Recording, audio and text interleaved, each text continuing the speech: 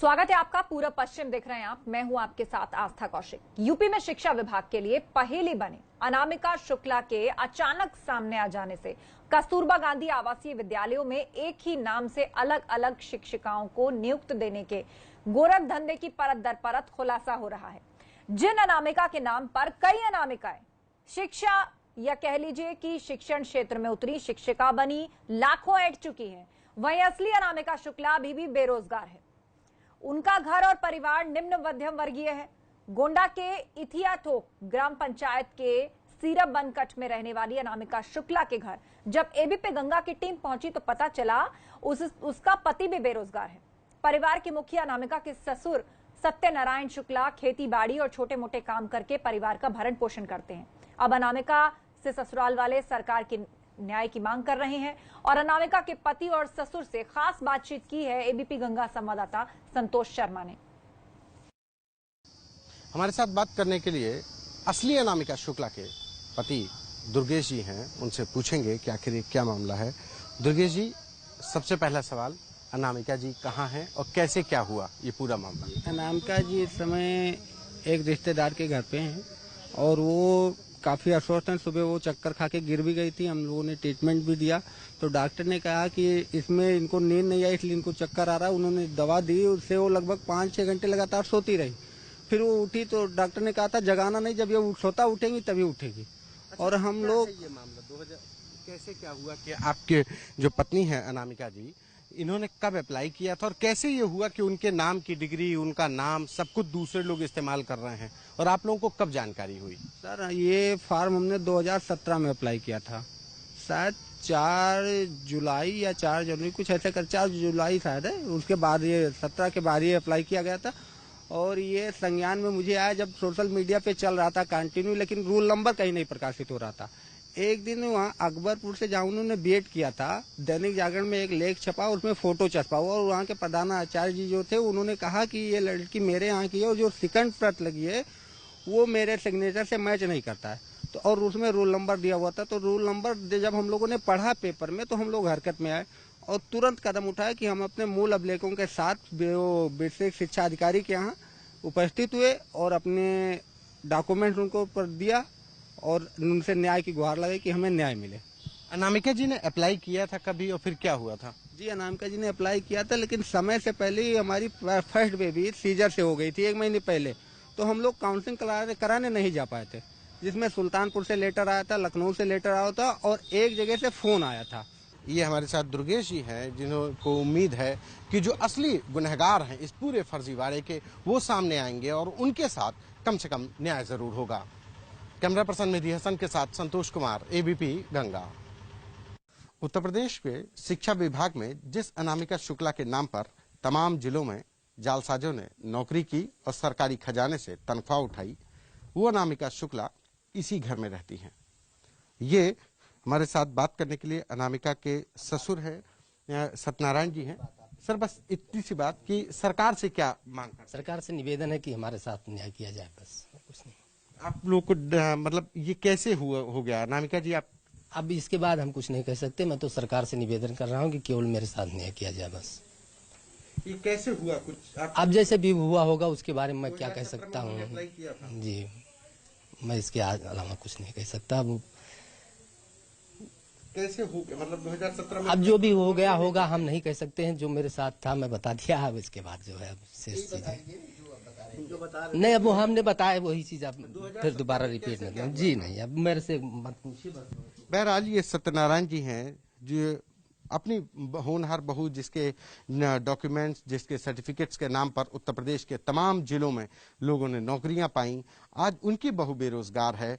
उनका बेटा खुद छोटे मोटे काम करके अपने जीवन यापन कर रहे हैं। लेकिन ये उत्तर प्रदेश की व्यवस्था पर सवाल खड़े करता है कि जिस महिला की डॉक्यूमेंट्स के नाम पर तमाम लोगों को नौकरियां मिली, वो खुद बेरोजगार है। कैमरा पर्सन मेहदी हसन के साथ संतोष कुमार, एबीपी गंगा। और अब आपको सीधे गोंडा लिए चलते हैं। हमारे संवाददाता संतोष शर्मा लाइव हमारे साथ जुड़ रहे हैं। संतोष, आप अनामिका के घर तक भी गए, उनके परिवार वालों, ससुराल वालों से आपने बातचीत की और अनामिका शुक्ला जिसके नाम पर इतने स्कूलों में लोग नौकरी करते हुए पाए गए हैं, वो अभी तक खुद बेरोजगार हैं। थ्रू आउट एक फर्स्ट क्लास लड़की, हाई स्कूल से लेकर 12th और आगे भी उनके बहुत अच्छे मार्क्स रहे हैं, एग्जाम्स और कंपटीशन उन्होंने क्वालिफाई किए हैं, आखिर उनके हाथ कैसे खाली रह गए? देखिए 2017 का ये पूरा मामला है। जब हमने उनके पति दुर्गेश शुक्ला से बात की तो उन्होंने कस्तूरबा गांधी जो आवासीय विद्यालय थे वहां पर साइंस टीचर के लिए अप्लाई किया था और उनके चूंकि हाई मेरिट्स थे, हाई स्कूल, इंटर और ग्रेजुएशन और उसके साथ टीटी और बीएड में भी उनके फर्स्ट डिवीजन मार्क्स थे, लिहाजा उनको काउंसलिंग के लिए बुलाया गया। लेकिन उसी वक्त पे, जिस वक्त काउंसलिंग हो रही थी, उसी वक्त पे उनकी बेटी का पहले बच्चे का जन्म हुआ जो सिजेरियन ऑपरेशन से हुआ, लिहाजा वो उस काउंसलिंग में शामिल नहीं हो सकी। वो एक मौका चला गया जिसके बाद से अनामिका लगातार कहा जाए कि वो बेरोजगार है।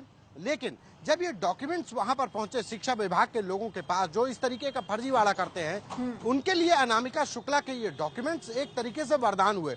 उनको लगा कि अगर ये डॉक्यूमेंट्स किसी के भी नाम पर लगाए जाएंगे तो वो व्यक्ति मेरिट में तो आ ही जाएगा, क्योंकि थ्रू आउट फर्स्ट डिवीजन थी। और दूसरी चीज जो हमने आज गोंडा के बीएसए से बात की तो उनका एक बड़ा महत्वपूर्ण बात थी कि कस्तूरबा गांधी विद्यालयों में साइंस टीचर में लेडीज टीचर का मिल पाना बहुत मुश्किल होता है। ऐसे में जब अनामिका शुक्ला की दावेदारी आई या अनामिका शुक्ला के डॉक्यूमेंट्स आए तो ऐसे में उन जालसाजों के लिए आसान शिकार ढूंढ पाना आसान हो गया। और यही वजह थी कि कासगंज से लेकर प्रयागराज मिल पाना मुश्किल है और ऐसे में अनामिका शुक्ला नाम की एक फर्स्ट डिवीजन पास लड़की जो कि अपने निजी हालात के चलते काउंसलिंग तक नहीं जा पाई, लेकिन जो जालसाज है उन्होंने फौरन उनके डॉक्यूमेंट्स को पिक किया और इतने बड़े फर्जीवाड़े को अंजाम दिया। इस पर अब जांच भी चल रही है। शुक्रिया संतोष अहम जानकारी के लिए। और अनामिका शुक्ला प्रकरण पर यूपी के बेसिक शिक्षा मंत्री सतीश द्विवेदी का क्या कहना है, ये आपको सुनवाते हैं।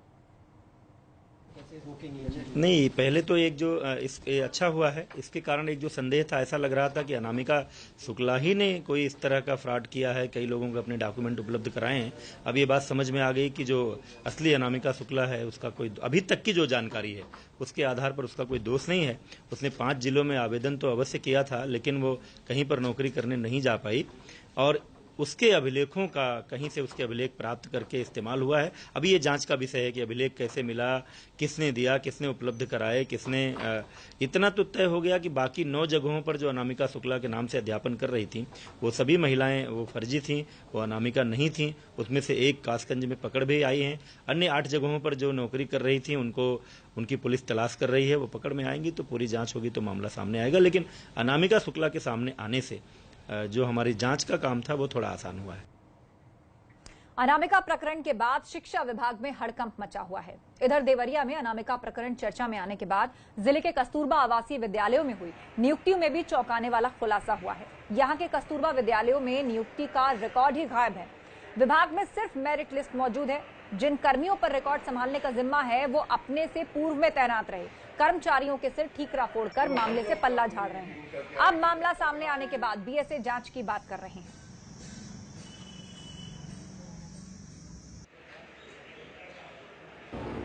इस प्रकरण का शुरुआत ये अक्टूबर के आसपास 19 अक्टूबर को आसपास की बात थी है, जिसमें कि एडी बेसिक साहब के पास एक शिकायती पत्र गया था कि हम 2014-15 में कुछ 19 अध्यापकों की नियुक्तियां हुई थी कस्तूरबा में। उसमें कुछ एक पर्टिकुलर किसी के प्रकरण में शिकायत की गई थी कि उसमें कूटरचित अभिलेख से नौकरी पाई है। तो उसको जब हमारे संज्ञान में आया, जब इसके अभिलेख खंगालना शुरू किया गया तो पत्रावली में ये पता चला कि इसकी जो मूल चयन की पत्रावली है, चयन की पत्रावली यानी जिसमें कि इनके डॉक्यूमेंट लगे हों और या तो फिर उसके विज्ञापन वाली चीजें होंगी, वो वाली पत्रावली नहीं मिल पा रही है। यूपी में 69,000 शिक्षकों की भर्ती परीक्षा को रद्द कर पूरे मामले की जांच सीबीआई से कराए जाने की मांग को लेकर प्रयागराज में प्रतियोगी छात्रों ने सड़कों पर उतरकर प्रदर्शन किया। प्रतियोगी छात्रों का आरोप है कि अब यह साफ हो चुका है कि इस भर्ती परीक्षा का पेपर लीक हुआ था और साथ ही पैसे लेकर लोगों को पास भी करवाया गया। ऐसे में अब इस भर्ती को रद्द कर देना चाहिए और साथ ही पूरे मामले की जांच अब सीबीआई को सौंप देनी चाहिए। न्याय मोर्चा के बैनर तले ये प्रदर्शन शहर के कर्नलगंज इलाके में हुआ। इस दौरान बड़ी संख्या में पुलिसकर्मी सुरक्षा के मद्देनजर मौजूद थे।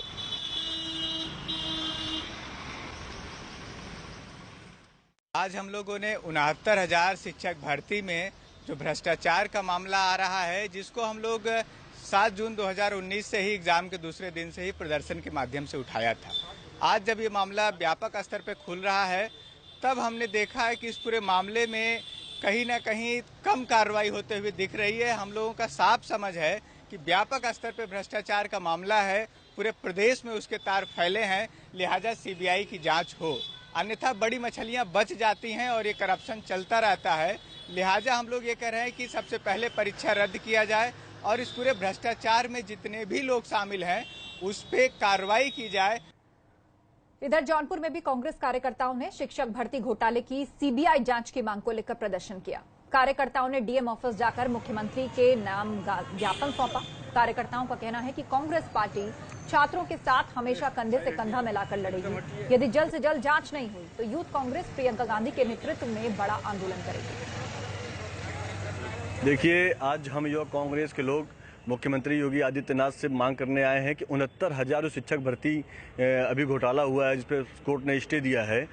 हम इस बात की मांग करते हैं कि जब छात्र पढ़ता है और वो तन मन से पढ़ता है, मेहनत करता है, गरीब परिवार के बच्चे निकल के आते हैं और पढ़ाई करते हैं, लेकिन कुछ घोटालेबाज जो पैसों की लालच में छात्रों के भविष्य के साथ खिलवाड़ करते हैं, ऐसे लोग जो दलाली करते हैं, 8.5 लाख रुपए में छात्रों को पास कराने का काम करते हैं और जिनको अपने देश के राष्ट्रपति का नाम नहीं मालूम होता है, वो इसमें टॉप करते हैं। ये सबसे बड़ा घोटाला है और इस घोटाले की हम सीबीआई की जांच की मांग करते हैं।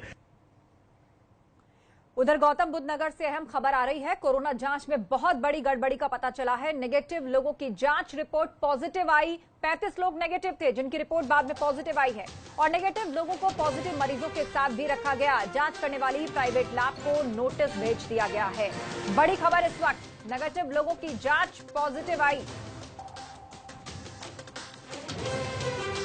गौतम बुद्ध नगर में कोरोना जांच में फर्जीवाड़े का नया मामला सामने आया है। 35 नेगेटिव लोगों की रिपोर्ट पॉजिटिव आई और उसके बाद जान जोखिम में डालकर कोरोना संक्रमित मरीजों के साथ इनको रखा गया। मामला मीडिया में आया, तूल पकड़ते ही प्राइवेट लैब्स को नोटिस भेजा गया। सीएमओ के मुताबिक सैंपल निजी लैब्स में लिए गए थे और लोगों को पॉजिटिव बता दिया गया था। हालांकि सैंपल साफ फिर से सरकारी प्रयोगशाला में जांच करवाया गया तो सभी 35 लोगों की रिपोर्ट नेगेटिव निकली और फिर सभी लोगों को डिस्चार्ज किया गया। मामले में जांच कमेटी बिठाकर जिले में मौजूद सभी निजी प्रयोगशालाओं को नोटिस जारी कर आईसीएमआर के निर्देशों का पालन करने के निर्देश दिए हैं। तो मैं ये बोलूँगा कि कुछ लोग जो आईसीएमआर से पिछले वाले में कि कुछ लोग जो आईसीएमआर से रजिस्टर्ड थे वो भी गलत तरीके से सैंपल कलेक्ट कर रहे थे। वो बाइक पे आए, सैंपल कलेक्ट करके वो सैंपल की क्वालिटी ख़राब हो रही थी, जिस वजह से ये सब दिक्कतें। इतनी गर्मी है, बाइक पे प्रॉपर कोल्ड चेन मेंटेन नहीं होती, तो ये भी गलत है कि प्रॉपर तरीके से सैंपल ना कलेक्ट होकर भी रिपोर्टें गलत आती हैं। जो इमरजेंसी वाली बात है, हम लोगों ने सबको ये निर्देशित किया हुआ है कि कोई भी कहीं का भी हो मरीज, पहले मानवता है, मरीज को एडमिट करिए, इलाज करिए, उसके बाद सेग्रीगेट करिए कि उन्हें करना क्या। इलाज से कतई कोई मना नहीं कर सकता। तो बड़ी यहां पर लापरवाही प्राइवेट लैब्स की और खामियाजा 35 जाने, जिंदगियों को रिस्क में डाल दिया गया। सीधे रुक करते हैं, बलराम पांडे नोएडा से हमारे साथ लाइव जुड़ रहे हैं। बलराम, सीएमओ बेशक जांच की बात कह रहे हैं, लेकिन ऐसा लगता है कि वक्त अब किसी कड़ी कार्रवाई का है, सख्त मैसेज देने का है। आखिर इतनी बड़ी लापरवाही चूक हो कैसे गई? 35 लोगों की रिपोर्ट पॉजिटिव आई, उनको कोविड पेशेंट्स के साथ भर्ती किया गया और अब घर भेजा गया है।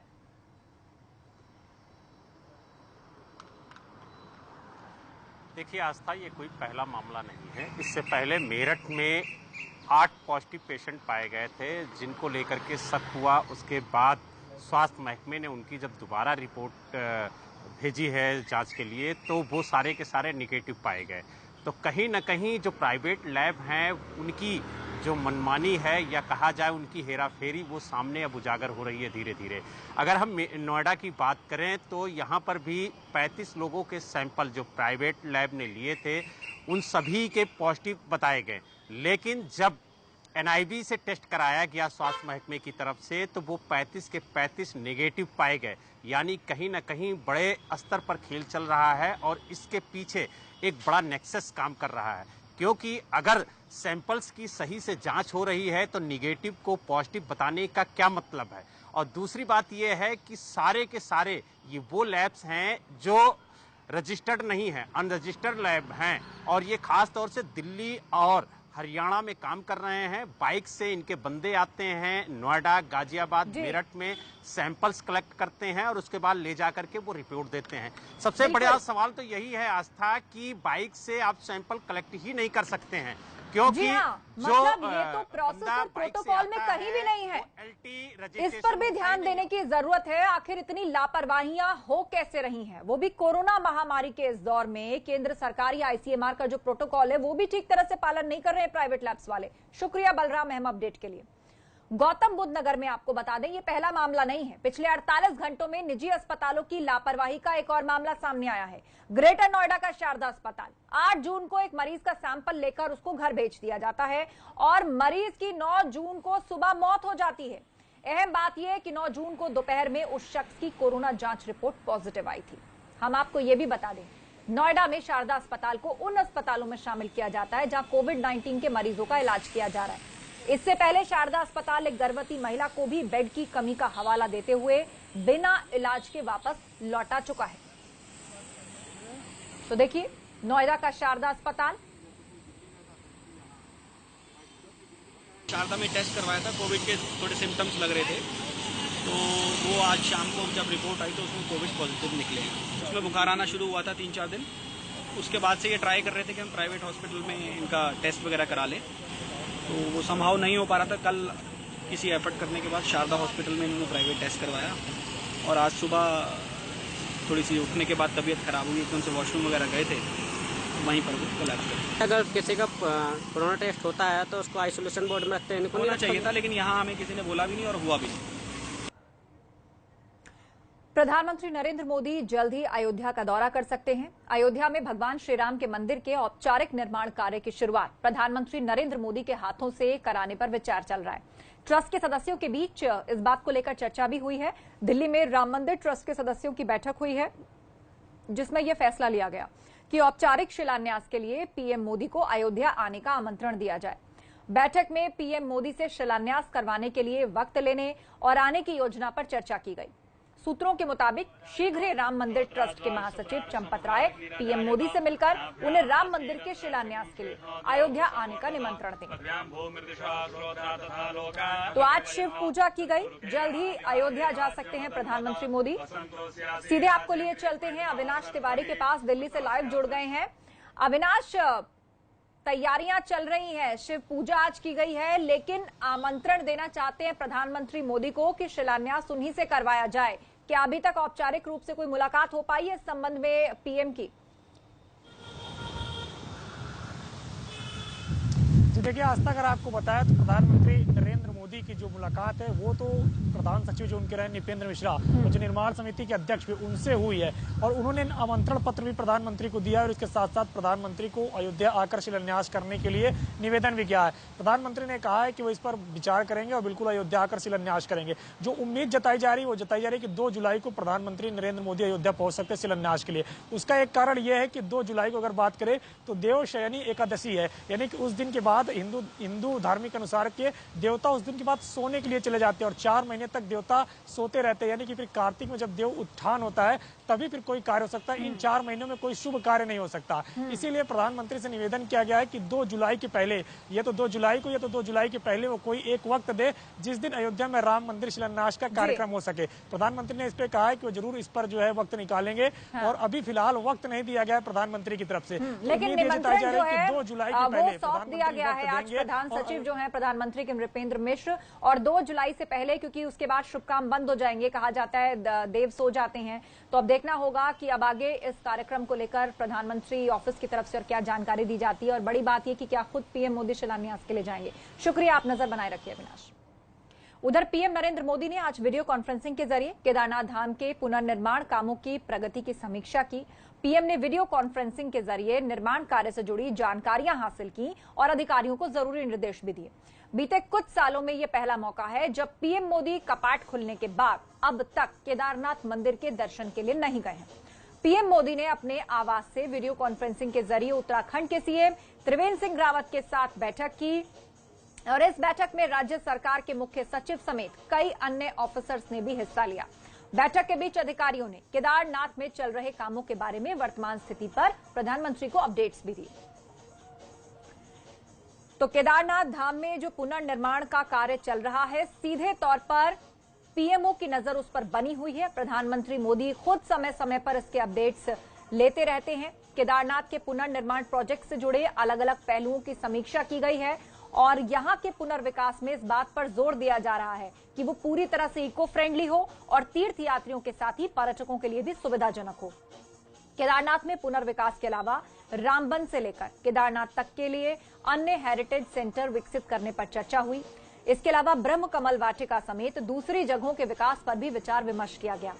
इन प्रयासों से जहां हमारा सांस्कृतिक जुड़ाव गहरा होगा तो पर्यटन को भी बढ़ावा मिलेगा।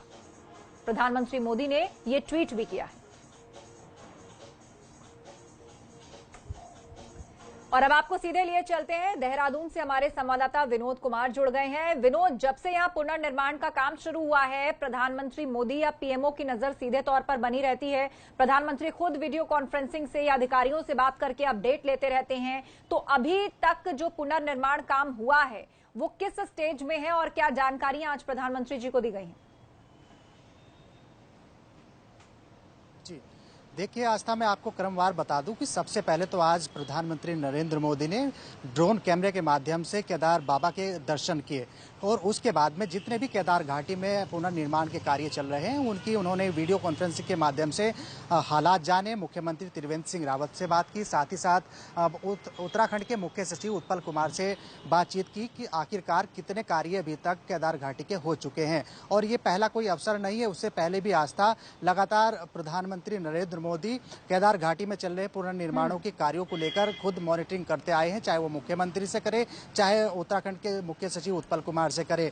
लिहाजा उसी क्रम में आज भी तमाम जितने भी निर्माण कार्य यहाँ पर चल रहे हैं, चाहे वो घाटों के निर्माण हो, पुलों के निर्माण हो, मंदाकिनी और सरस्वती के बीच में संगम के बीच में जो बन रहे पुल का निर्माण हो, आस्था पथ हो और साथ ही साथ आदि शंकराचार्य जो समाधि है उनका उन्होंने अवलोकन किया है। और सबसे महत्वपूर्ण यही है कि जब प्रधानमंत्री नरेंद्र मोदी पूर्व में केदार घाटी आए थे और एक गुफा में उन्होंने अपना ध्यान लगाया था, उसके बाद से करीब आधा दर्जन ध्यान गुफाएं बन रही हैं, उनका भी आज उन्होंने अवलोकन किया है। तो ये महत्वपूर्ण भी है और ये भी महत्वपूर्ण माना जा रहा है कि अभी उत्तराखंड में करीब 10 दिन के बाद में मानसून दस्तक दे देगा और उसके बाद में जरूर काम प्रभावित होते हैं आस्था। और यही वजह है कि लगातार प्रधानमंत्री पिछले लंबे समय से केदार घाटी के जितने भी निर्माण कार्य हैं उनकी खुद मॉनिटरिंग करते आए हैं, बनाए हुए हैं और अपडेट्स भी लेते रहते हैं। बहुत बहुत शुक्रिया अहम जानकारी के लिए विनोद। एक छोटा सा ब्रेक, जल्द लौट रहे हैं, आप बने रहिए हमारे साथ।